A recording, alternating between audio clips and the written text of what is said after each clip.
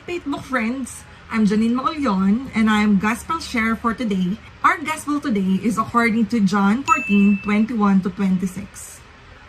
They who have my commandments and keep them are those who love me, and those who love me will be loved by my Father, and I will love them and reveal myself to them.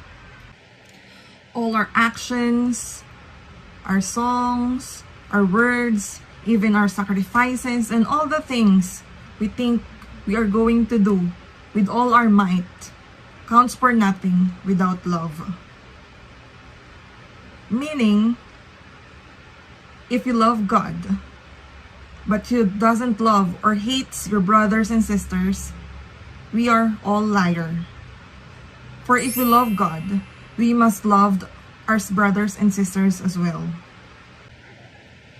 The bottom line is, those who love God will keep His words, but those who doesn't love our God. Dahil lahat ng ginagawa natin kung walang kasamang pagmamahal, ay hindi ito pagmamahal sa Diyos. Kapag sinabi natin na mahal natin ang Diyos, ngunit hindi natin minamahal ang ating kapwa, hindi natin masasabing mahal natin ang Diyos. Sapagkat hindi natin sinusunod ang lahat ng kanyang mga inuutos at hindi naaayon sa kanyang kalooban.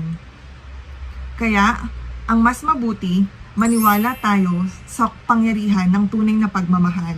Pagmamahal hindi lamang sa Diyos Ama natin sa langit, sa banal na Espiritu Santo, kundi ang pagmamahal sa bawat isa sa ating kapwa, sa lahat ng paligid, upang maipadama sa pamamagitan ng paggawa natin ng mabuti at pagsunod sa kanyang mga utos, ay ang pagmamahal ng walang hinihinging kapalit at kusang loob at buong pusong iniaalay natin sa ating kapwa upang maging mas masaya ang bawat isa. Gayon din, natutuwa ang ating Diyos Ama sa langit. Yun lang.